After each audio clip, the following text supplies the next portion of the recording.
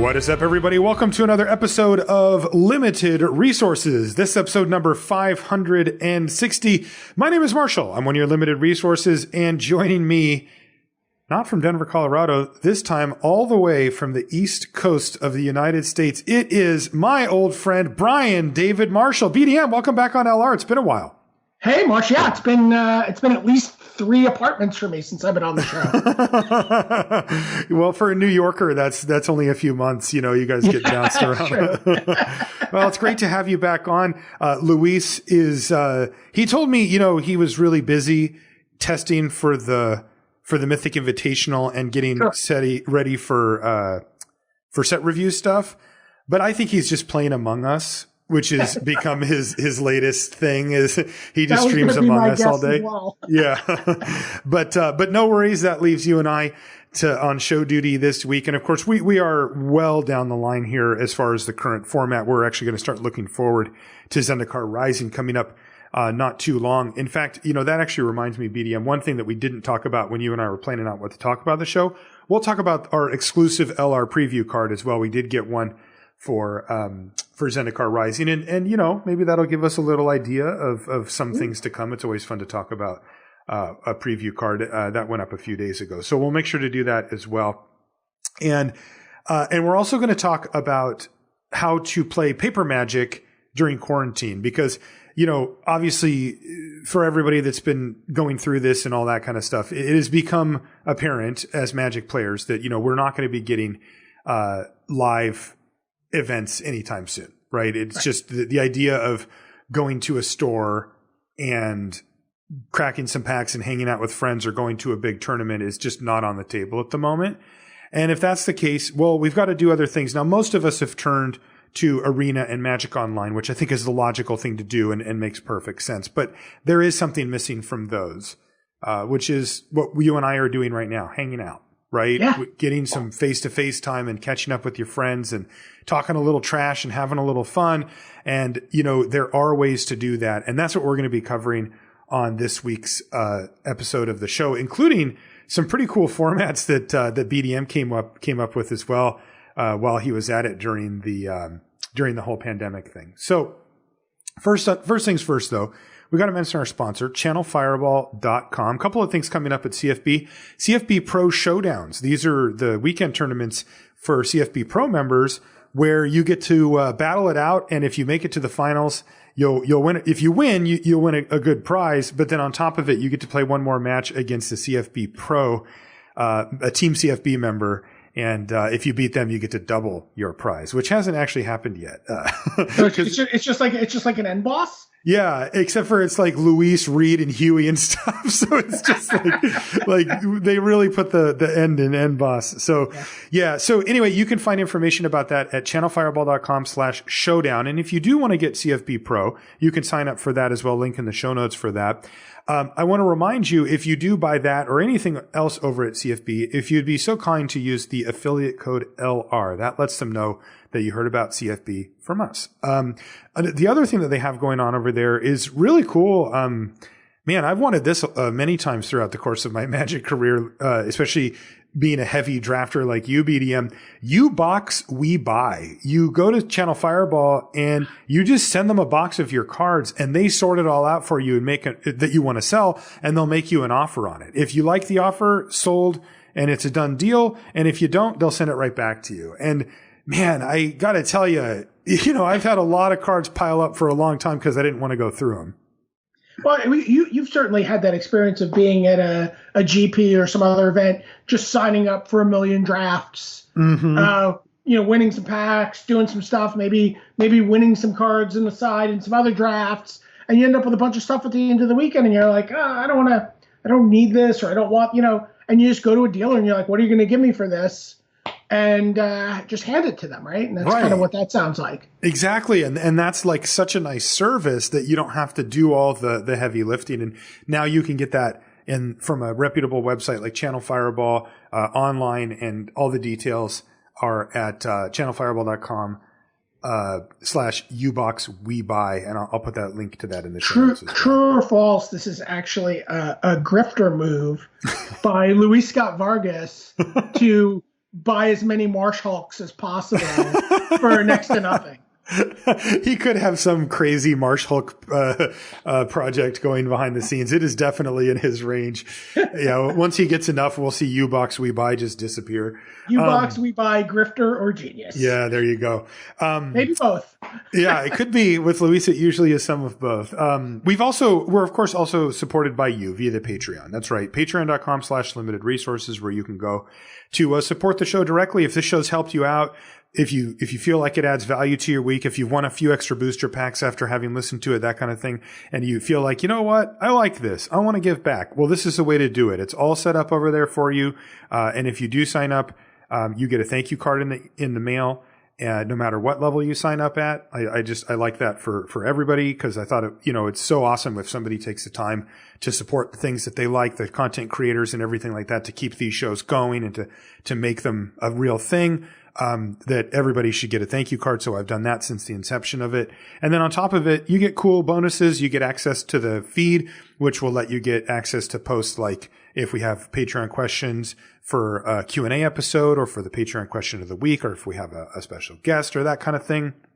And you also get access to the live streamed version of the show. We're not doing that for this one because schedules got kind of messed up on our end with BDM and our producer and stuff. But most weeks we do, Luis and I will stream us recording the show live, and you can even come in the chat and try to distract Luis during the course of the show, and you get access to that for all patrons as well. So patreon.com/limited resources for that. And I mentioned Patreon question of the week. Kind of interesting, BDM. I went through to pick one out for the show this week, and I'm actually picking one that we already answered. But okay. I want to get your take on it because I think that you have more perspective than Luis and I would on this question. So this question comes from Tomalon, who says, Marshall and Luke, by the way, which I love. I love that. Do you think we are currently in the golden age of limited? As part of your top 5 episode last year, several of your choices have come out in the last 2 to 3 years. Many of the recent sets, although warping in older formats for Constructed, have been very enjoyable limited sets. We've not had a bad limited set since Ixalan. If you don't think this is a golden age period, what would you say is the golden age of limited for for Magic? Thanks and love the show.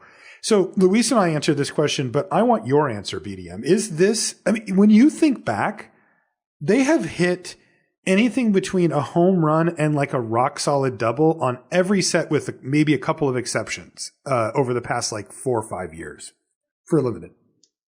Yeah.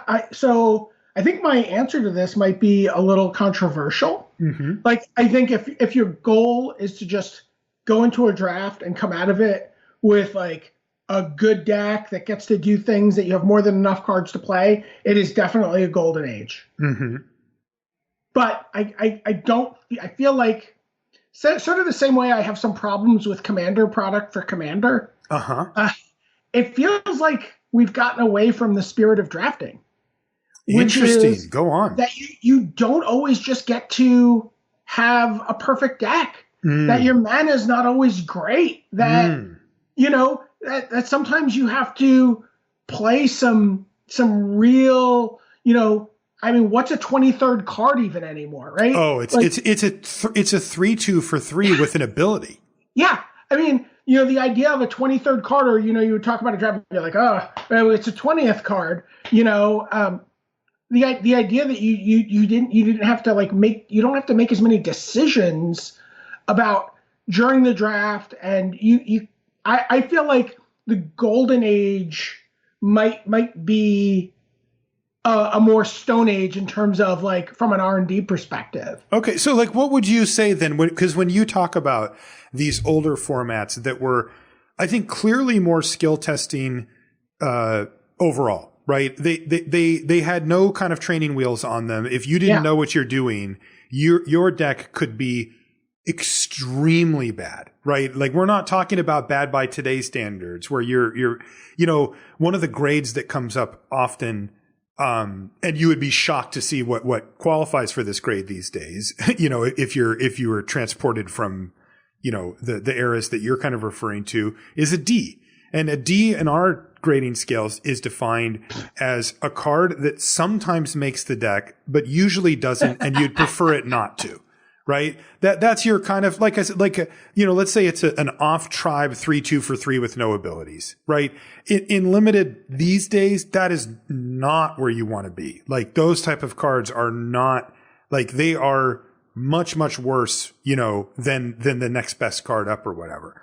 But that's incredible because, yes, like you said, your 23rd card in these older days that you're referring to, very much could have been a land. Like you could have been like, there is just nothing better than an extra land here that I want to put in my deck. And we would never consider that now. You always have enough playables. Always. It's never a question. The question is, do you know which cards are the good playables or not? And that's the kind of value that we try to add on the show, right? Where, you go back to some of those older sets and it was like, you're scrapping it out and you needed to know what was playable at all. Yeah. Absolutely. So my golden age for limited is going to be from 2000 to about 2005. Okay. So what were the characteristics of this time frame or some of the sets or whatever? So Invasion block, Odyssey block, Onslaught block, Mirrodin block, Kamigawa block, and maybe Ravnica block. Although Ravnica block, you really start to get a little bit more of those rails built into. You start to see some of the rails built into the set with the guilds. And, yeah, you start to see the guilds, right? And I feel like the decision to put those like kind of uncommon signposts that you write about, right? Every time we have a limited release, are great for newer players, certainly, but sometimes can make the draft formats feel pretty repetitive. And, you're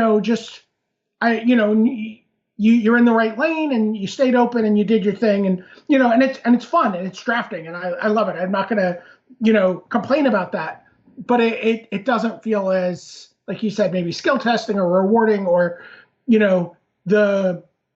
the dizzying highs of those older formats compared to, sort of the muted highs, I think, of current formats. Yeah. So here's a question I have for you. Yeah. Because one thing that has come up for me as somebody who came up in limited kind of in the in-between times of what you're talking about to what the last, 5 years or whatever, when I really fell in love with this stuff and when I really got hooked on it was in between those two eras. Now, one really interesting thing has popped up, though, which is the advent of what we're doing right now, which is dedicated limited content all over the place, right? Like when we started, we were the only limited podcast, right? And there was a few people writing about limited here and there, but draft videos were becoming a thing just in their infancy. Now you can watch most of your favorite people draft. You can on videos of some sort. Many streamers, including some of the top ones like Kenji, just draft all day, right? Caleb drafts a ton. Like you can get that all over the place. There's multiple limited podcasts and some of them are even good. It's like so you can get your fix in audio form and then people write articles and stuff too. The content for limited has grown so much. And here's an example of something that I wonder if those older formats would hold up in the same way that today that they did then and have that level of insight and interest. And here's my best example. I'm kind of right on the edge of your golden age here with original Ravnica block. Sure. But, they had the bounce lands, the Karoos, whatever you want to call them, right? And there were these lands that enter the battlefield tapped and you had to return a land to your hand when they hit the battlefield, but they tapped for 2 different colors of mana. And it turns out those are amazing limited cards. They let you keep opening hands. They let you play different land counts. They fix your mana. You get to play with more cards that you've drafted. Right. Incredible Magic cards. But when Ravnica came out, that was not obvious. And most players didn't like to play them or just didn't recognize their strength. And what you would see is the really good players figured this out and they're first or second or third picking these lands and they would end up with 3-4 of them or whatever. And they would have such a huge advantage over their opponents who, where they get to kind of unmulligan and just do all this amazing stuff with these sort of inconspicuous cards. Now, if you play original Ravnica, like if you go to a event and they have it there, or if it's online in some capacity, that never happens. People know. Sure. The cat's out of the bag. Yeah. And the information flows so much more freely now thanks to all this content. And you know what? It's not as fun when it's really fun when you're one of one or two people at the table that gets it, that knows the shtick of this format and understands what's going. But when everybody does, it kind of takes some of its luster away, and then you're left with a bunch of crappy cards that you have to shoehorn into your deck as your 19th through 23rd card that you really don't even want to play. That sounds glorious. And you like that. Okay. I guess that answers the question, doesn't it? Do you think, though, that some of these formats would play significantly differently if they were in the modern era? So a lot of these sets I drafted with a fairly high ceilinged group of drafters. Mm-hmm. So, Ravnica, for example, was the set that Finkel got back into Magic on, right? Like, he gets into the Hall of Fame. Wizard sends him a case of Ravnica as part of like this welcome back package to Magic. I think they sent it to all the Hall of Famers. I don't think they did it just for John. Mm-hmm. But who knows? Maybe. Yeah. And we drafted a bunch, right? And then John, it's funny, John was the guy who figured out, people had been drafting out in the rest of the world for however long already. And Finkel was just like drafting Karus, right? He's just like, these are card advantage. These are insane. Mm-hmm. And I remember writing an article about it. I'm like, it's so weird, to meet someone who 2 weeks after or a month after we've all looked at the set and kind of disregarded this card. Here's John, and he's like, well, this is the first time I'm looking at these, but this card's clearly great, and I'm going to just have a lot of them, and I'm going to do all sorts of weird things. Mm-hmm.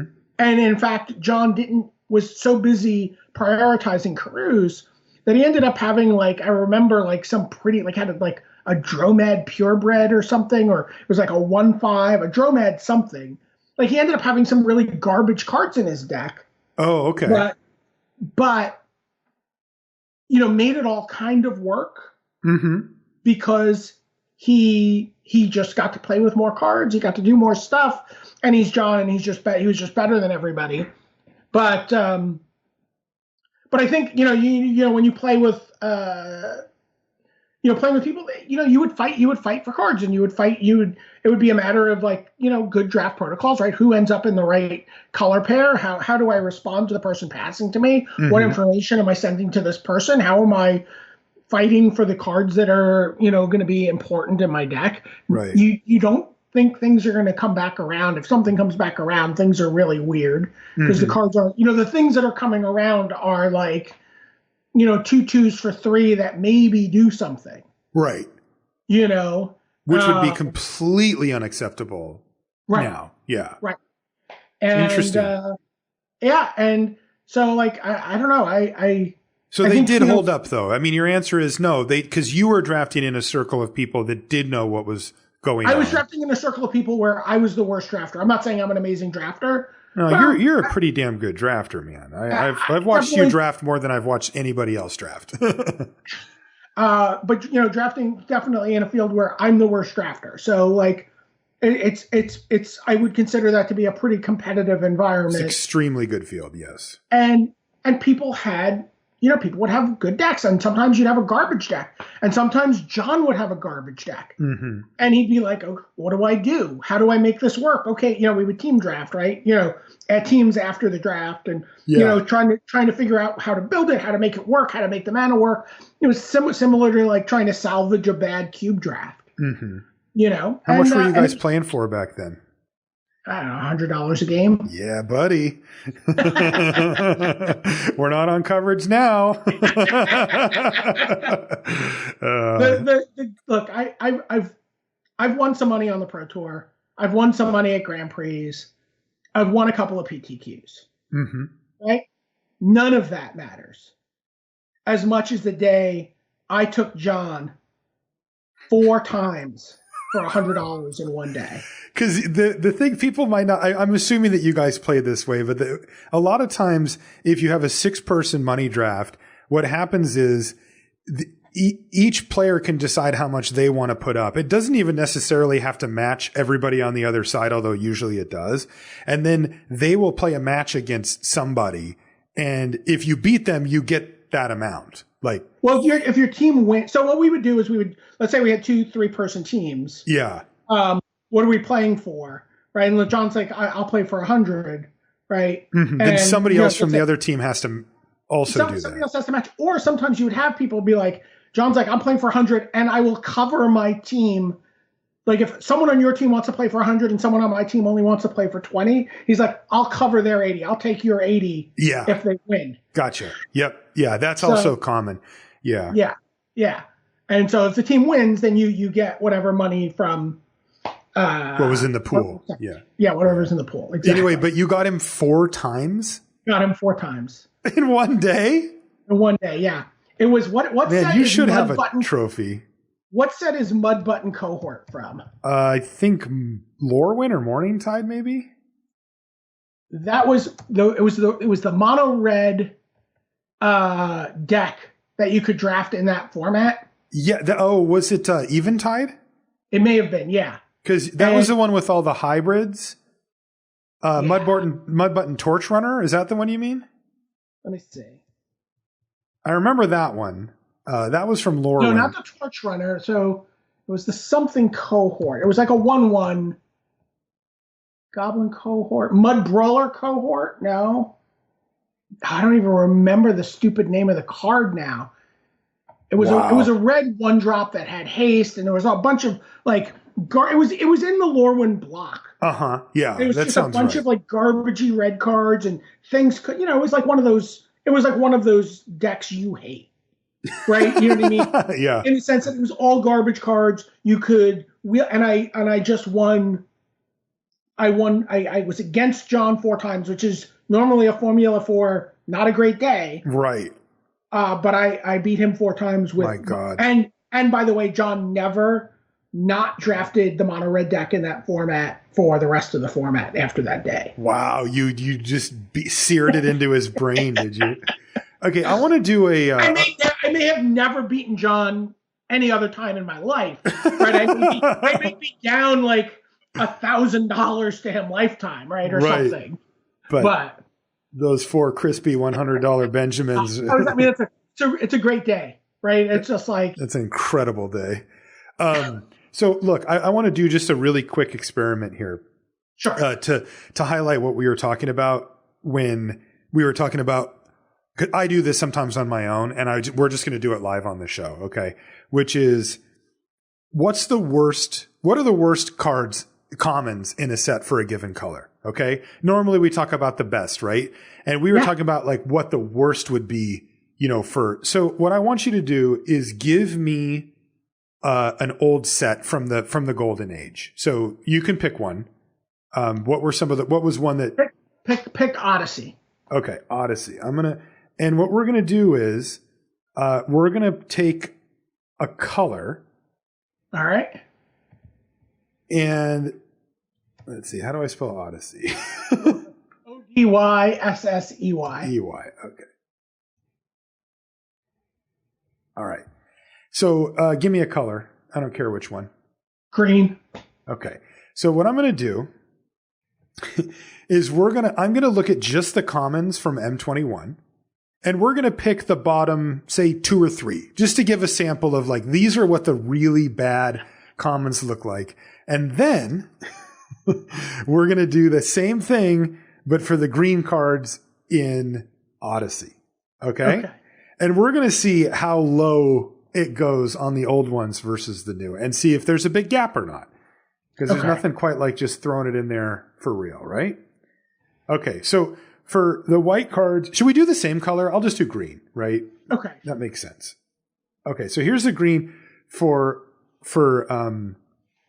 M21. I'm just going to kind of go through them quickly, and we'll just kind of pick what we think are the worst ones, okay? Because there's some bad ones. I mean, there always is like one really bad one.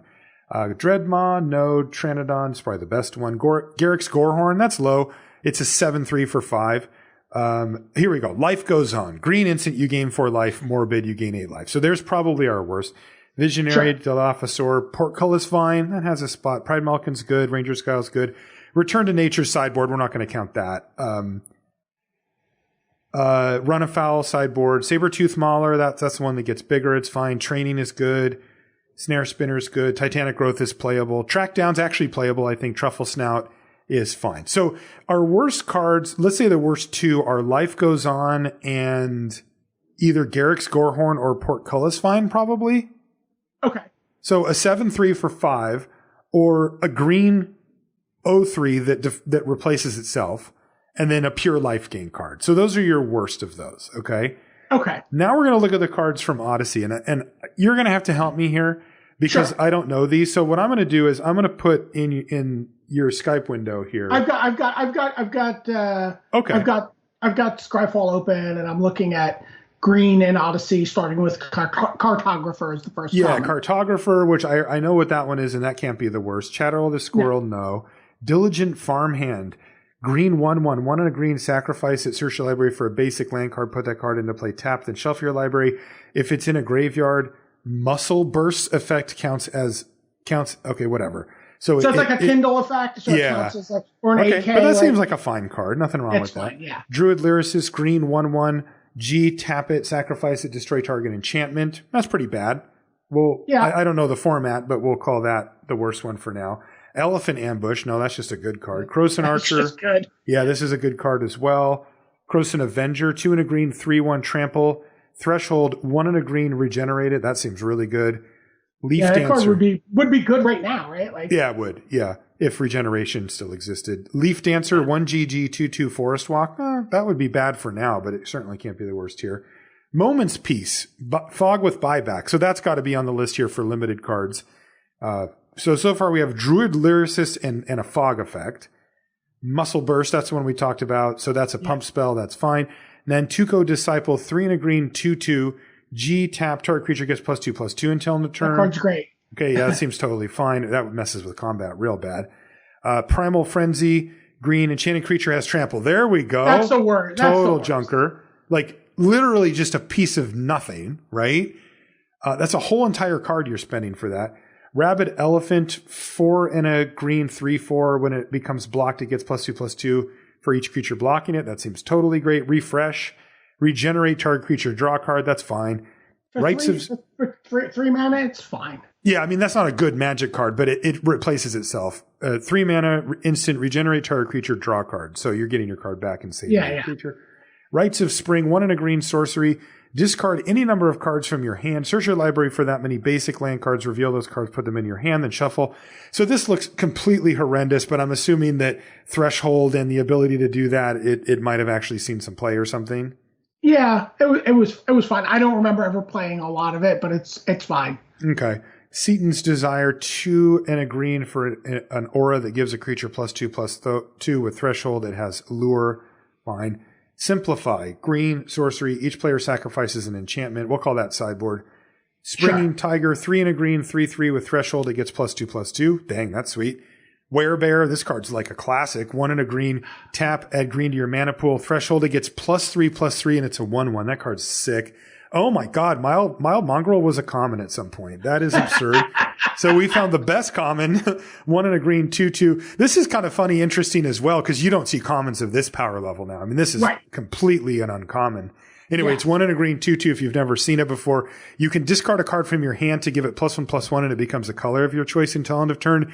And you cannot possibly understand how good this card is until you actually have it on the battlefield and attack with it. And your opponent's like, crap, I can't do anything. And especially with Threshold synergies. And I was just going to say, when you have a bunch of different things that happen at Threshold or have flashback or instant speed Threshold. Yeah, ridiculous. And then the last card, okay, this is really bad. Woodland Druid, green for a 1/2. So basically unplayable. So that one, I think the worst that I saw was Primal Frenzy, green, aura, enchanted creature has trample, or Woodland Druid. Yeah, maybe the Druid Lyricist if we're calling that a main deck card, but we could call that a sideboard card.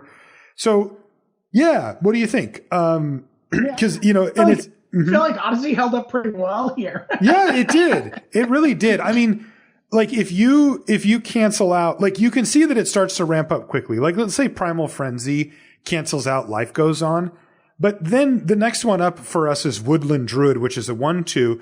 But the next one up for the other is Portcullis Vine, which is much, much better than that card, or Garrick's Gorehorn, which is much, much better. What would you say is the third one? Just, we forgot Moments Peace. Total junker. Peace, sure. Yeah, so total, that one's worse than Woodland Druid probably. So the third worst common is Garrick's Gorehorn probably in M21, which is a 7-powered 5-drop. Like... And then again, if we keep going up, you'll see the gap start to really widen here. I think let's do one more. Maybe Seaton's Desire is next, or maybe it is Rites of Spring. I think it's probably Rites of Spring. It has to be. Yeah, like what am I going to do? Discard the cards I can't cast to go get. Yes, right. You can discard flashback cards. Yes, you can discard to get Threshold, but. Yeah, and on the other side, it's probably something like Track Down, 1 and a green sorcery, scry 3, then reveal a card. I love. Right, then if it's a land or creature, you put it in your hand.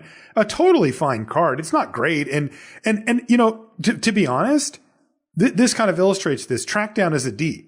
Like, there's not many decks that like actively want a Track Down. For the most part, it's like, sure, I'll throw one in because I need a 2-drop or 2-mana spell, or because I didn't really fill out the curve, but.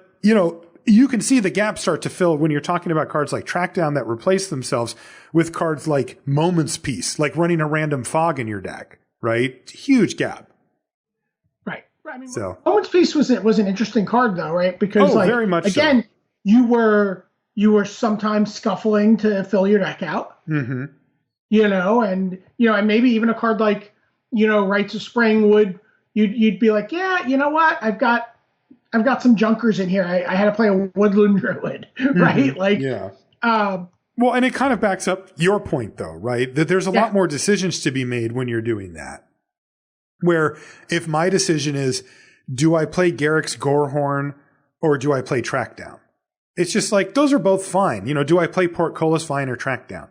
It's like, I'm not really giving up much by having to make that decision. Right? But if I put Rites of Spring or Moments Peace in my deck, I'm giving up a lot. Those cards don't do anything inherently. They need to work with all the other cards in my deck, and they need to be good at doing so. And that's hard to make those cards work, I think the thing that's also different here is the rares were kind of clumsy. Yeah. And not like the game winners. No, they feel a lot more. Yeah. Look at the rares in green. Okay. Bearscape. Call of the Herd was a bomb. Mm-hmm. Call of the Herd was one of the bomb rares, right? Make a 3/3 flashback. Make a 3/3. Make another one, right? Yeah, right. Chlorophant, right? Which feels like. A card that's so GGG for a 1/1. At the beginning of your upkeep, you may put a +1/+1 counter on Chlorophant. Threshold at the beginning of your upkeep, you may put another counter on it. So it's a 1/1 for 3 that, like, over the course of multiple turns finally gets big. It's for triple G. That's terrible. Yeah. Bearscape is Bearscape necessarily a card you want to play? Maybe. One GG. GG enchantment, 1 and a green, remove 2 cards in your graveyard from the game, put a 2/2 bear into play. I mean, I'm assuming that it's like a build around or whatever. Yeah, I mean, you want you're green, you want Threshold, so it's not even that amazing. Ground Seal not really, it replaces itself, but not a card you're excited to open in the rare slot. Right. Ivy Elemental, fine card. That's right? The one that's just X. Yeah, it is funny. Like, isn't that? I think it's actually it's an uncommon now, I think. Well, also, like, the uncommon version is strictly better than this.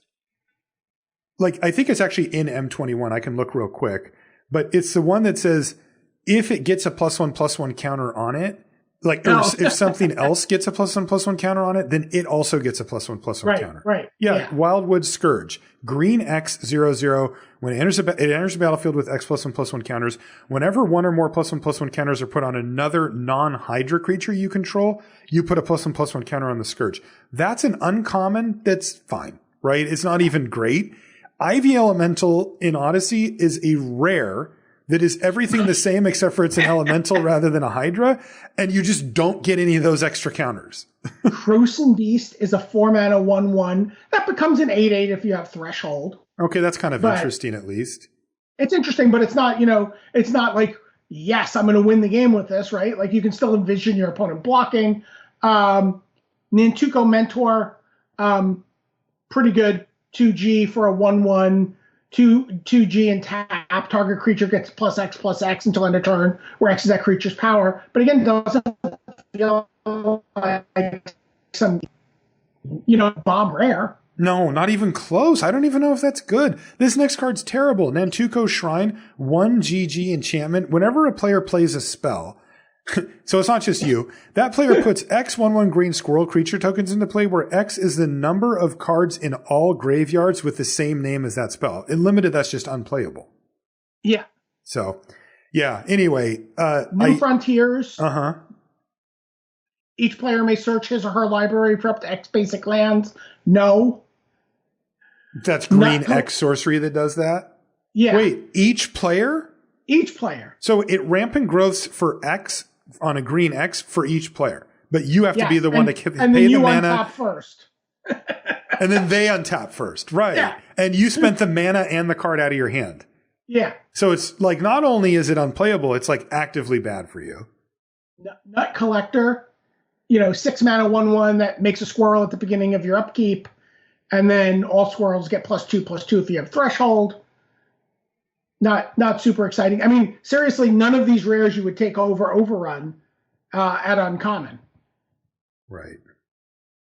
Maybe Call of the Herd. And then Ceton, whatever, Spellbane Centaur, kind of whatever. And so like, what my point being that the rares, these are terrible.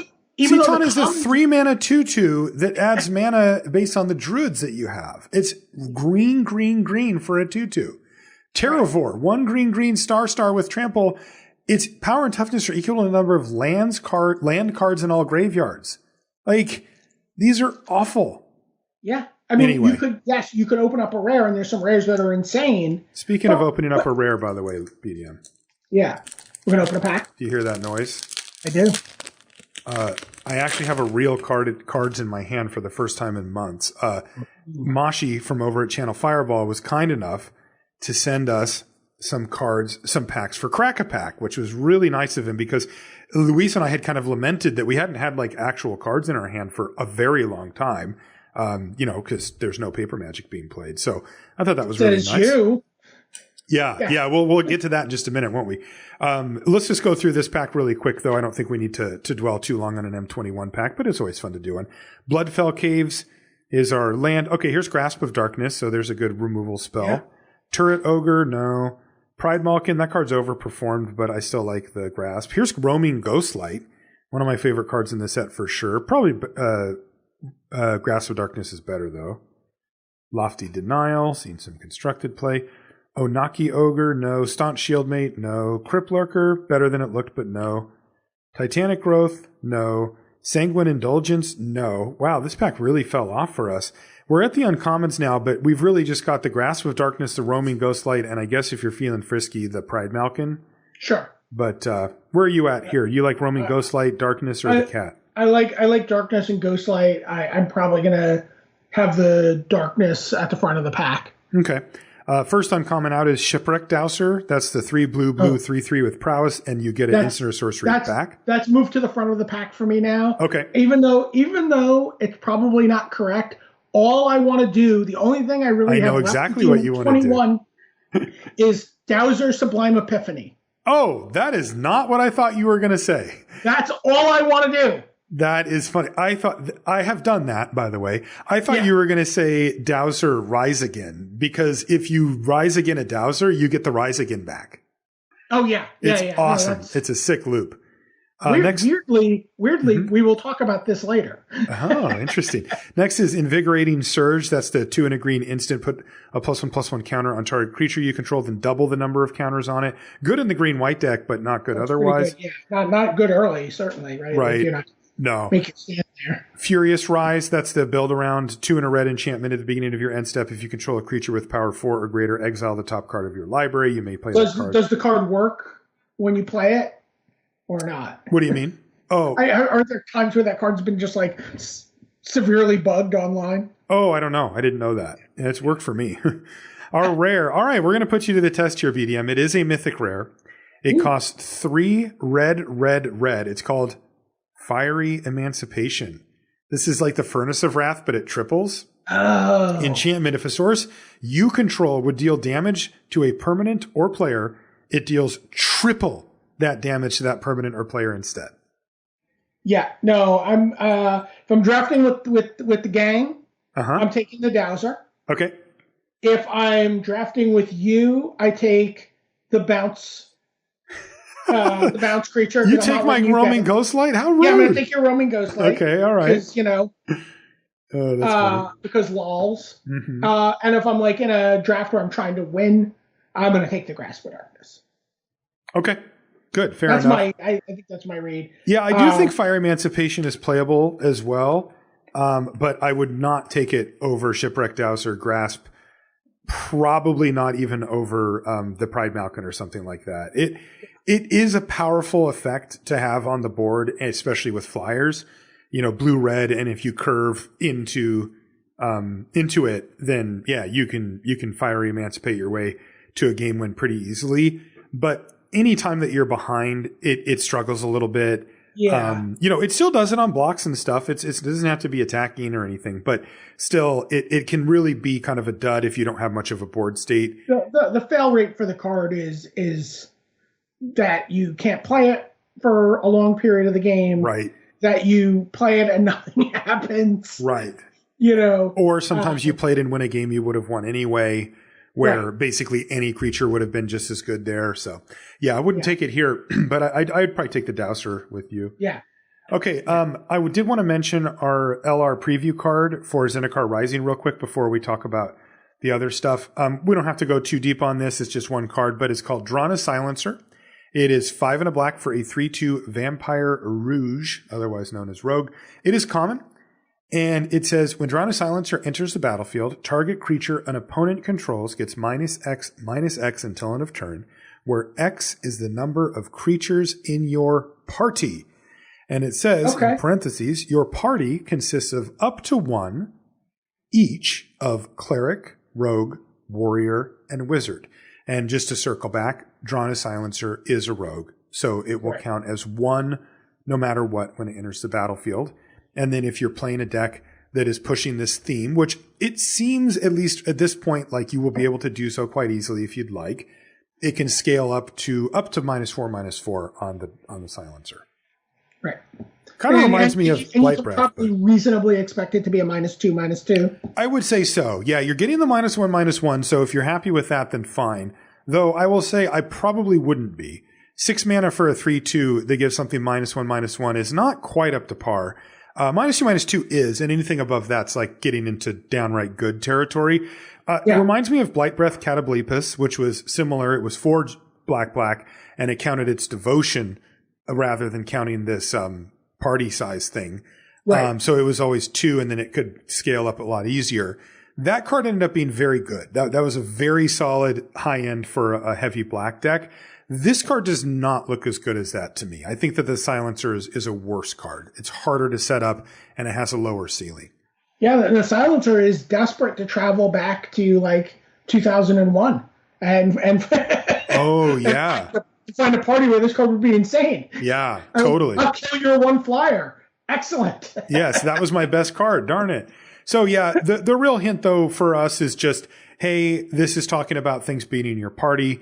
That's what matters. How big of a deal is this? How easy it is to set up a party? What are the other payoffs? Because Drana Silencer is not a 1-person party, right? We're talking about a rogue that can also affect other party related synergies when it ETBs or when other ones That's ETB. what I was going to say. You can actually it may very well turn out that as your opponent's trying to get their party started, getting -1, even -1, to disrupt that could turn out to be pretty nice. It could right? knock off the balance of the party for sure. Yeah.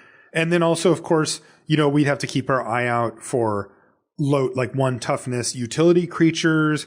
Sometimes you'll see flyers that are a 2/1 or a 3/1 or something like that you can pick off. Tappers or looters or any of these little things that have just 1 toughness but are important to the opponent's game plan. This could be a good thing to bring it out of the board, or at least just know, at least I'm going to be able to pick these off. Tokens, if you just snipe a token, hey, you can live with it, that kind of thing. Yeah. Okay, so let's talk about what we wanted to get going here, BDM, which was we wanted to talk about playing paper Magic during the pandemic. It doesn't strictly have to be paper Magic, but that's what we're going to focus on here. And the main reason that we're making the delineation is because, yes, you can obviously go play on Arena or Magic Online, and most people are doing that. And that is really the best default option. But it does leave you wanting. It does leave this gap that we used to have where you could go to a friend's house and do a draft or play some Canadian Highlander or Commander or whatever, where you could go to the local game store, where you could go to a big event, where you could just have a friend over, where you could have a big group of people. And one of the big selling points to Magic is its community or in-person aspect, right? Because so many games are purely digital now that, the idea of actually getting together with people and playing a game seems a little antiquated in some ways, but for some reason, since it's sort of part of the DNA of Magic, it's always just held up as this is just a thing that you do. And we don't have that right now. And we have to face the fact that it might be a significant amount of time until we do. So BDM and I wanted to talk to you about some of the ways that we've seen or done to help this so that you can connect with your Magic friends or your whoever and get going on that. So the first one, BDM, is sort of the most simple, bare bones one. And this one's just pointing a webcam or a laptop camera down at a play surface, right? Yeah. Yeah, it's super easy to do, right? Like when we all first started playing Magic back in the 90s, people would play Magic over the phone. Right? You would describe the board, you would talk about what's in play, Why don't you just Skype somebody or? Well, because it was 1990. No, I know. I know your email address for the Magic stuff back then. Remember from the the flyer? I couldn't even summon it if you were going to pay me to remember it. I'll see if you remember it, and I'll tell it to you later. Okay.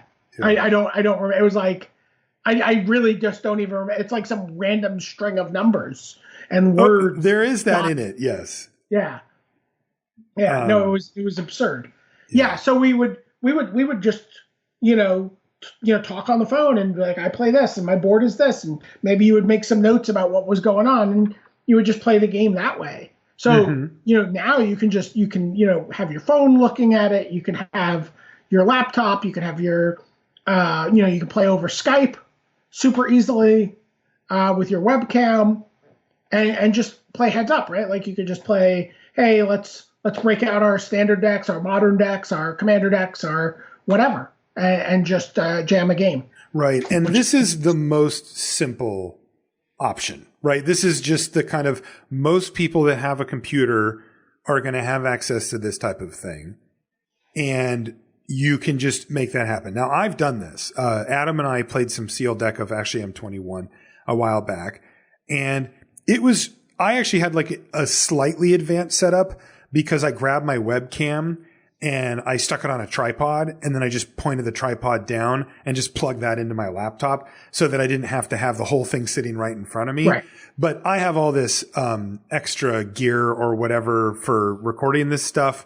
And so that wasn't hard for me. But like what Adam does is he just takes the like a laundry basket or a box and just turns it upside down, and he puts his laptop on the top of it and moves it to the edge and then tilts his laptop screen down so that it points at his play surface, and that's it. and then he just fires up Skype and just puts it on the speaker, and it's like, hey, what's up, man? And off you go. Now, one of the things that you do need to keep in mind when you're doing this, however, is you do need to remember that there's a little bit more expected of you when it comes to describing what's going on to your opponent, right? Sure. It's a little harder. Like, you'll find that you'll ask a lot more questions a lot more frequently. How many cards do you have? Is that gear again?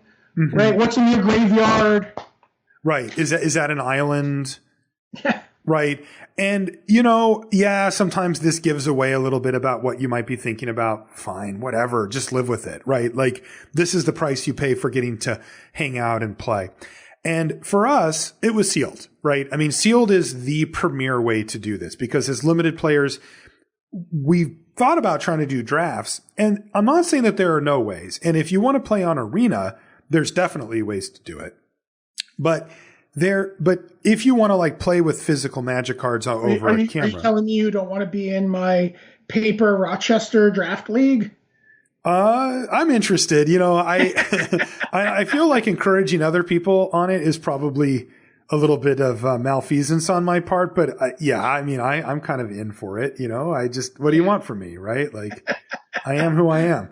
The only paper draft format I think you can reliably do over webcam is some sort of Rochester draft where one person DMs the draft. Right. Everyone draft. And then you could either build the decks online, or if you want to just be patient about it, right? The person could then take the decks or the card pools and just mail them to the other parties. Right. Or if it's all M21, and you have a couple of boxes, you probably get one of each card, or sure. Whatever. Yeah. You can order the cards off of CFB, or there's a few different ways. Yeah. But if you want to keep it simple and be like, you know what I want to do? I want to play some sealed against my friend. This is the easiest way to do it. So that's great. But there are other ways to do this that are a bit more refined. So if there are commander players who are listening, they're going to be saying, what about Spell Table? And right. So can you tell us what Spell Table is for people that haven't used it before? So Spell Table is a web interface that was developed by some people who were feeling the pain of not being able to play social Magic, right? Like, we talk a lot about competitive Magic. I think your podcast really focuses on sometimes the competitive end of things, but, really, getting to play with your friends, getting to play Commander, getting to play weird formats, I don't think that that's necessarily casual. I always think of that as social. And that was just missing for a lot of people. And so they put together this platform where you can, it splits into 4 screens. You can, it does life totals. It has the ability to look up cards based on visual images. So, someone plays a card, you can sort of click on it and it'll do its best to bring the card up. Which is really cool because that kind of eliminates some of that, what we were talking about, where you're constantly having to describe stuff. Yeah.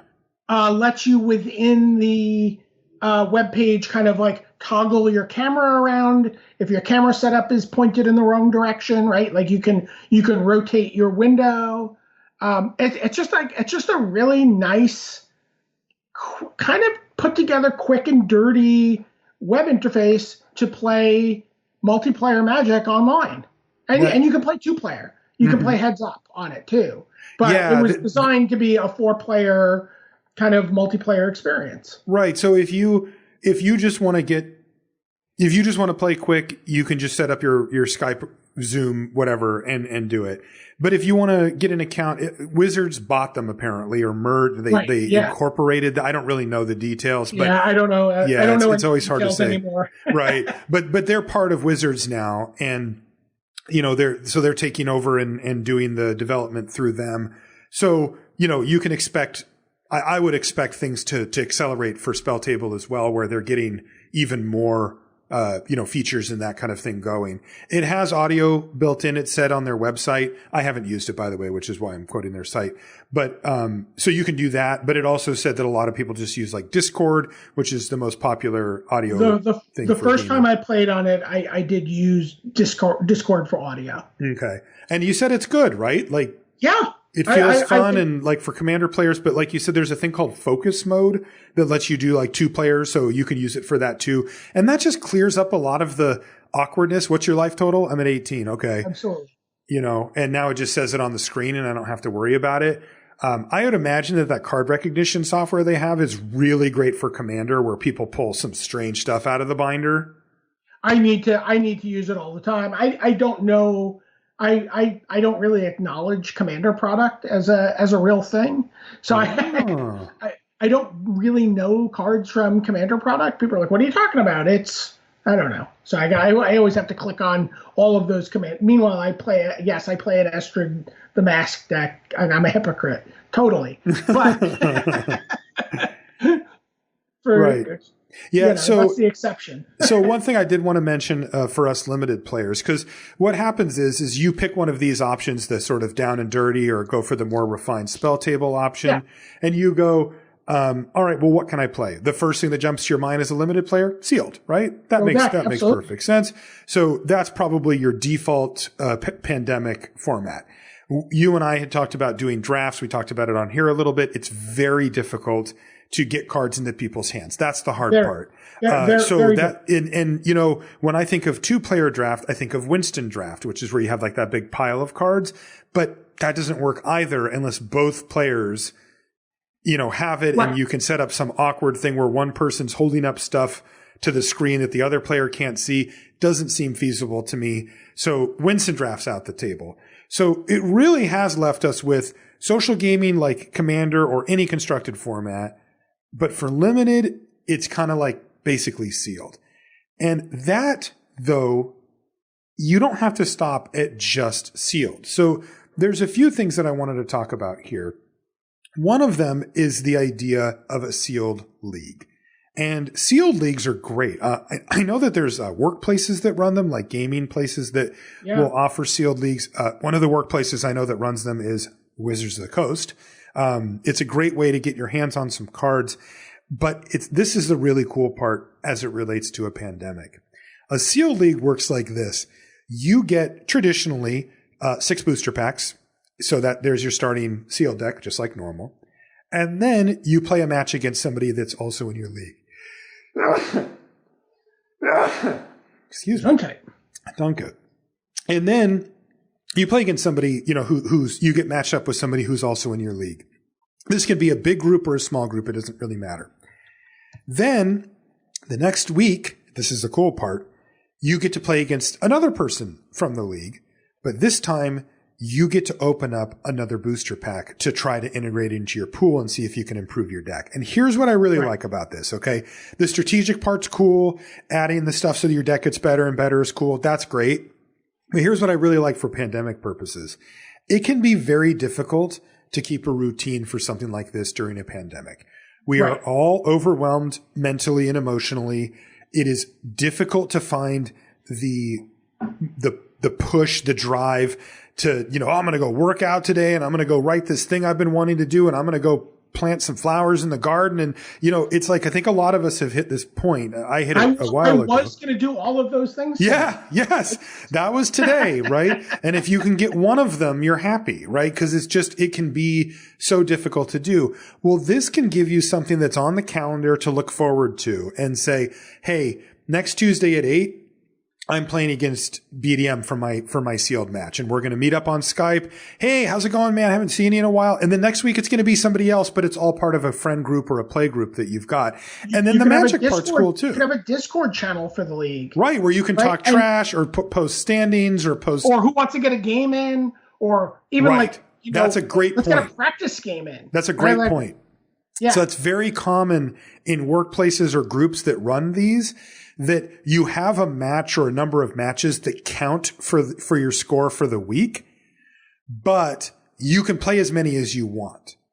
And sometimes people use those as tiebreaker matches, like, well, I played another one, and admittedly, if you want to go to that level, you are going to need somebody to kind of run the ship And, that can be difficult, but running a very basic one is not difficult. It's basically just figuring out who's playing against who. And you can even do it round robin over, like, let's say you have 4 people, 5 people in the league where you play each person once. So it's just who hasn't played who. You schedule it, you put it on your calendar, and you get to show up.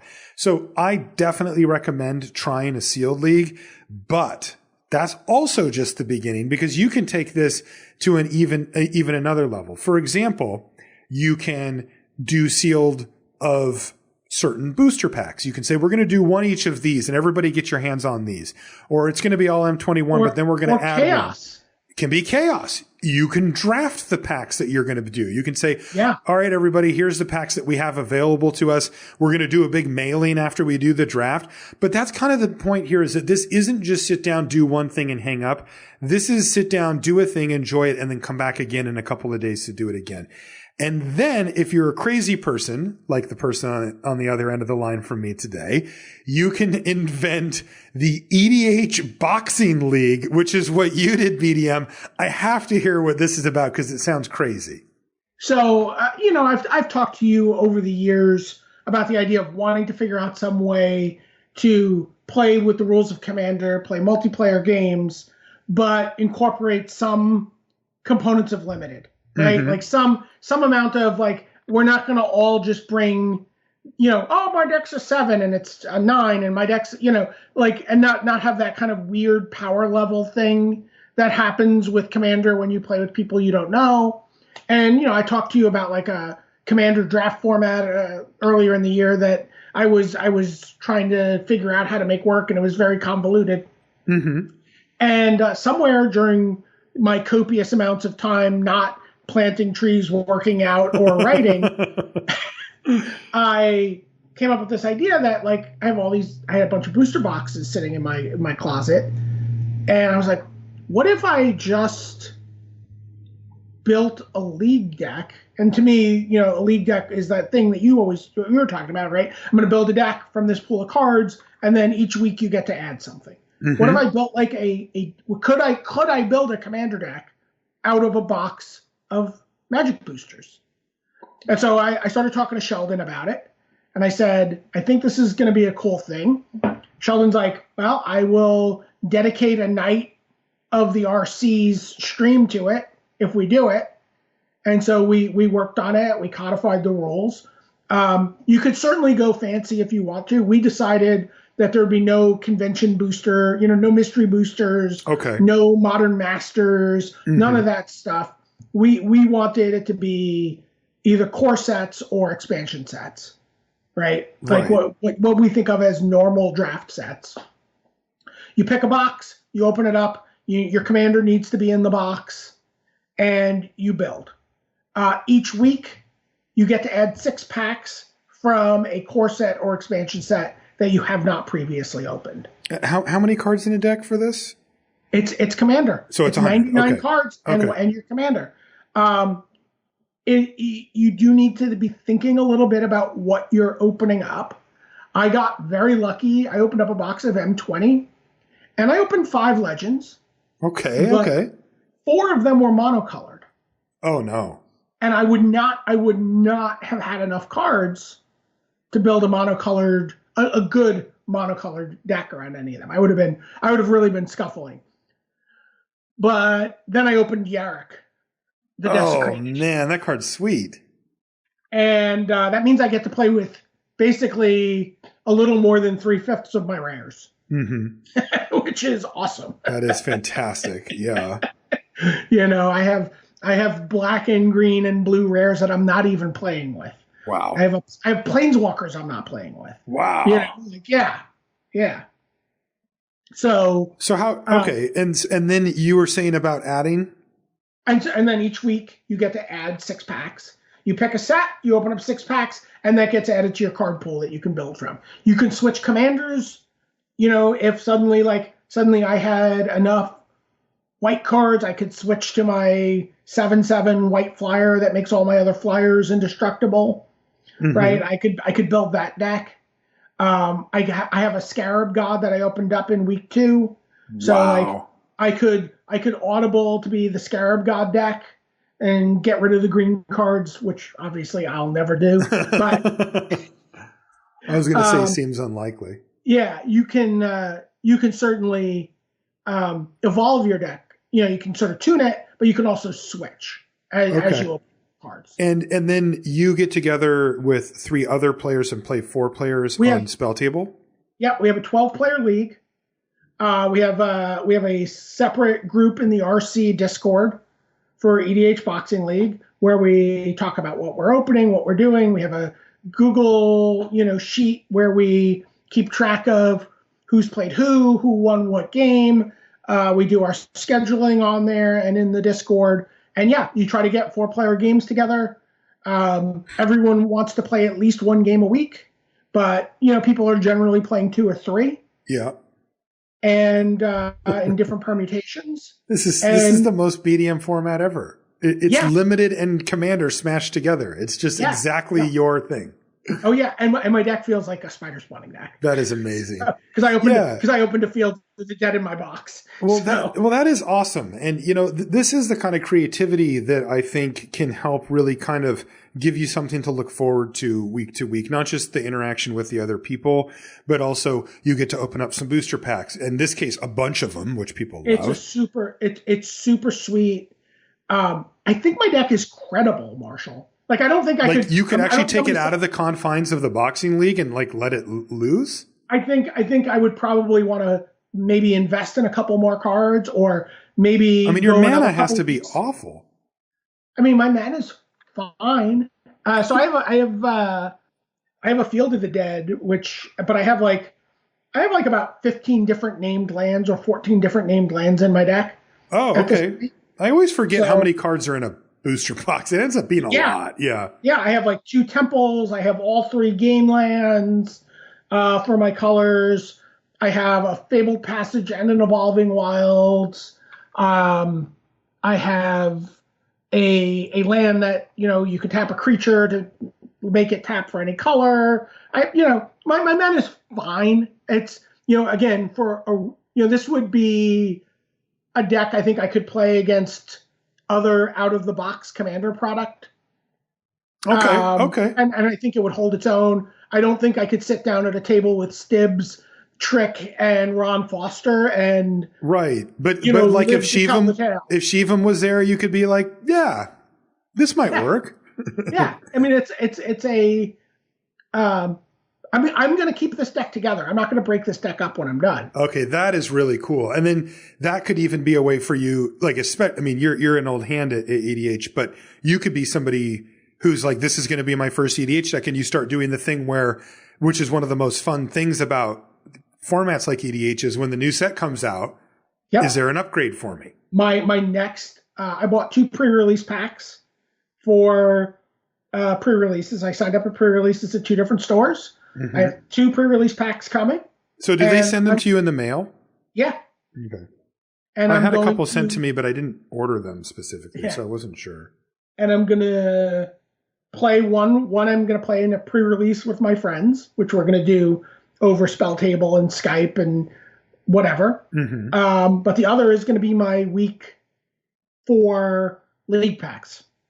Well, that is really cool, man. And, one of the reasons I wanted to talk about this was because it shows a level of creativity when it comes to spicing things up. Because right now, you can't play the baseline formats that you're used to and that you might be like, well, I just want to play this. Well, that's not on the table. Now, you can play a bunch of sealed. I love playing sealed. I'll sit there and crack sealed packs all day long.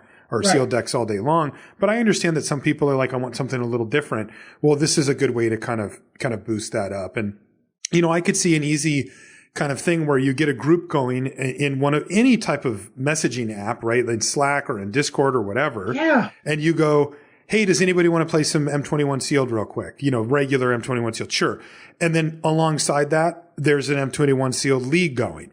And then there's an offshoot of people who are like, look, I got a box of Zendikar Rising. Does anybody want to do an EDH boxing league with it? Yeah, I'm in, right? And you get the 4 people that are super into that, or that have the happen to have the extra box that they want to get opened up or whatever. And then they split off and they're doing that, right? And, spicing this up with, another one is, hey, Zendikar Rising's coming up. Get a pre-release kit from one of these game stores like BDM did and do that. Now you can actually play against people with the real cards on day 0 with the pre-release. I mean, that's something that we all miss, right? Right. I mean, it's great that I can play on Arena with the cards, but I want to open those packs, right? I want to lay it out. I want to see my pre-release card. I want to know how my deck is. This is my deck. Remember the sweet playmat you got on Arena? Yeah, like remember the sweet playmat you picked up? Like, dust that thing off. Remember your favorite set of sleeves, like whether because they don't split or they have a cat running through a meadow on it or something, whatever it is that you love, those were all parts of the game. Right. Admittedly, not the main parts, but they're still something that created this overall feeling of self-expression and fun. Bust out your truncated Art Ravnica lands. Yes. Oh, yeah. Just to troll everybody or whatever. Just to troll you. Yeah, me. It definitely gets me. I'm very susceptible. So we wanted just to run that by everybody here on the show to say there are ways to play. And if you've got a laptop, most of them have a webcam now. And if you don't, and you have a lot of computers or monitors have webcams built in, or admittedly, it can be a little difficult to find even like a cheaper webcam right now because they've kind of been under sold out level stress since the pandemic came out because so many people are working from home. But if you do have access to any of those things or can find a deal on something, borrow it from somebody who uses it for work or whatever, this is a way you can tap into that part of our game that I think we're all, missing and haven't had a good chance to do for a while. I also think this is a good format moving forward. So I have a couple boxes, like I said, in my closet. I could see myself putting together 4 decks from different sets and keeping them sort of siloed off from the rest of my decks, commander decks, and being like, hey, here are these great starter commander decks to play with people. Oh, that's great. That's really cool. It is so much the spirit of what Magic used to be, where you had a limited card pool. Yep. And you really had limited resources. Yes. You're like, I bought 12 packs of this set, and that's what you bought, and we're going to play with that, right? Those were the ground rules. Right. Your and cards. So this is the same thing. Yes. So we're going to play Magic. Commander, it gets, the boards get as crazy and as complicated, and the interactions go really deep. But, you're playing with some, I won a game the other day with Unsummon. And people were like, what? How did you do that? I just went off. I was unsummoning a Shipwrecked Dowser, which is in my week 2 card pool. I had, what's that card named? Gargos, the green Hydra that whenever one of your creatures. Oh, yeah. The one that fights when it gets targeted. That thing's insane. Gargos Vicious Watcher. So every time I unsummon my Shipwrecked Dowser, I got to kill something with my 8/7. Okay. Then I would play my Shipwrecked Dowser, and because I have Yarrick, I would get my unsummon back and another spell. This is in your boxing league deck. This sounds very real. By the way, I also had Season of Growth in play. So every time Season of Growth is a 1G enchantment from M20. Whenever a creature enters the battlefield under your control, scry 1. Whenever you cast a spell that targets a creature you control, draw a card. So I'm also drawing a card every time I target the Dowser. That's incredible. Wow. That is incredible.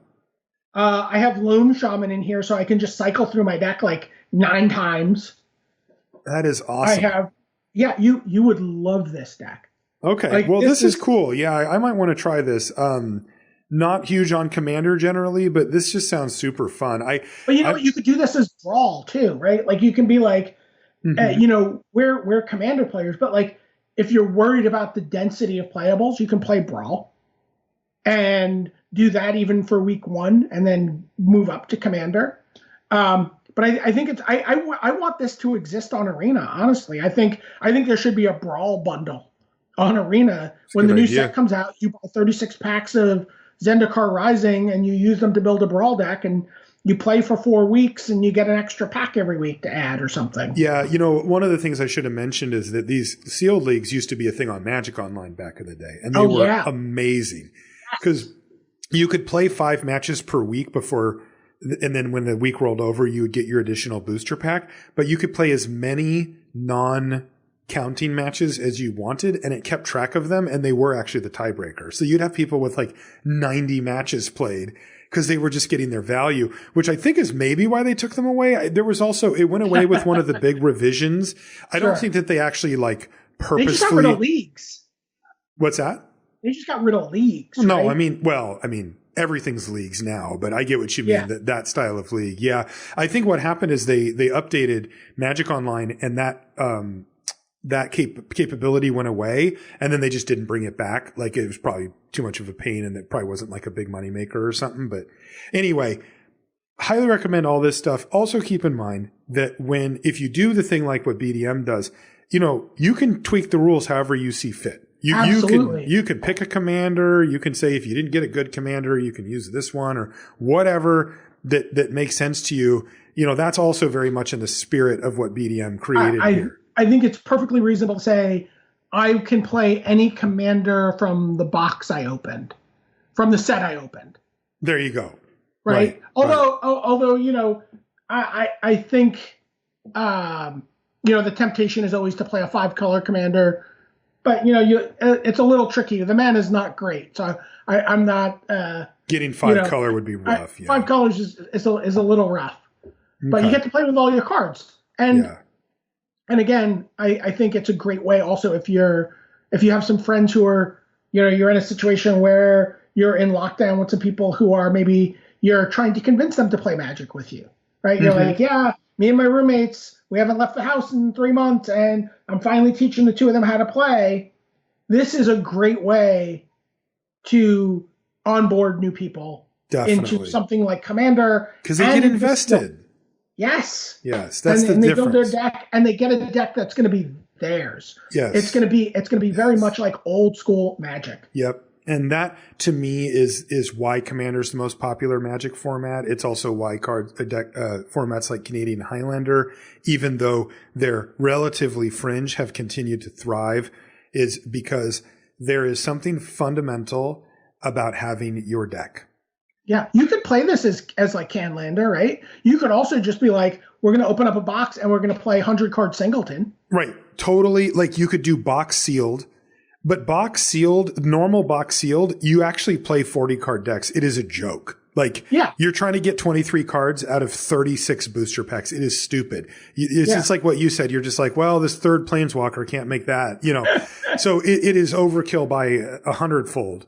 But if you did 100-card Singleton, I don't know, maybe that would be awesome, right? And that's 100-card box sealed Singleton. Somebody try it and tell me if it's fun. It sounds awesome to me, If somebody tries it, message me on Twitter. I've got a box. I'll build it. I'll play you on Spell Table or Discord. Well, even better, they could email you. They could email you wl-nymagic-exp@society.com. Society.com. Yeah, sounds like something out of Mr. Robot. If they wanted to get a hold of you via regular mail, they could mail you New York Magic, 585 8th Avenue, Suite 401, New York, New York, 10018. These are, I'm teasing VDM from before, these are off of the flyer for a big tournament, really a big tournament that he ran in 1994 at the Roosevelt Hotel in New York. And in fact, I'll put a link to the notes, but BDM and I sat down and did, when I was doing the MTG Breakdown channel before everything got changed for my travel schedule, I was doing the breakdowns like that. And one of them we did was me and BDM going over footage, this grainy video footage that he found of this tournament. And if you haven't seen it, it is incredible. I will tell you, there are hard shuffled Power 9 in that video, no sleeves, like just clickety clack. And I'll put a link in the show notes to that for anybody that hasn't seen it. It is, and we also got a cool history lesson from you during that one as you kind of explained what it was like back then. Yeah, I told you that the guy who won that tournament still has his deck. Yep. You did. And still has his Arabian Nights set. I love that. Which was the prize, by the way. Second prize was not a set of steak knives. It was like 3 Legends boosters or something. Like the prize pool was very brutal on BDM's early Magic tournaments. But anyway, that email and that regular mail address will not work. Those are the ones from the flyer that he sent out to let people know that this Magic tournament was going to happen. But if you actually want to get a hold of BDM, it's at Top 8 Games on Twitter. That's the easiest way. Yeah. Let's call it a show there, BDM. Thank you so much for coming on and sharing this stuff. I kind of felt like a meta call as well because I miss you and getting a chance to just talk to you for a while. We've had some Zoom calls over the weekends with some of our coworkers and stuff that have been great. But, I want more. And, it's like, I miss this stuff too. So we got to kind of check 2 boxes here by getting some hangout time with you and I, but then also trying to spread the love to people looking to play a little bit of paper Magic. So thanks so much for taking the time to come on. Thanks for having me. I miss doing the vlogs like crazy. Yeah, I stopped doing them once we stopped traveling for GPs, and then it didn't really make sense for me to keep doing the YouTube channel because I also did all of the rewinds sitting next to the players at GPs. Sure. And it was like, these are the things I wanted to do for the channel. And I could revamp it and do like talking head Magic pieces, but I just didn't want to do that. That isn't why I went on YouTube. Right. So. Right. Before we let you go though, I mentioned at Top 8 Games on Twitter. Anything else going on that people should know about that you're working on or involved with or anything? Sure. I'm working on a couple things where I'm actually going to be making some streaming content, but I'll announce that as things get formalized. But right now I'm the chief creative officer for a new gaming company, and we just did an alpha for our game, and we're moving towards a release sometime in early 2021. Sweet. So making mobile card games. And having a lot of fun. Is there any? Can you tell us anything about it, or can people check something out somewhere? Is there social media? There's an article in Fortune magazine, actually from a couple months back. If you search Fortune magazine, collectible card game, my name. I'm working with Steve Moshowitz. I'll put a link for it in the show. I'll put a link in the show notes for it. Alan Comer, also Magic Hall of Famer. 2 of the people that I'm working with woman named Kathleen Brightman, who is a pretty big mover and shaker in the blockchain space. She created her own coin called Tezos. Okay. And we're working with blockchain and doing some really cool stuff that's been super exciting for me. I don't think you'll ever meet anyone who is more skeptical of blockchain going in than I am. Mm-hmm. And I'm really excited by what it can do for gaming. Okay, cool.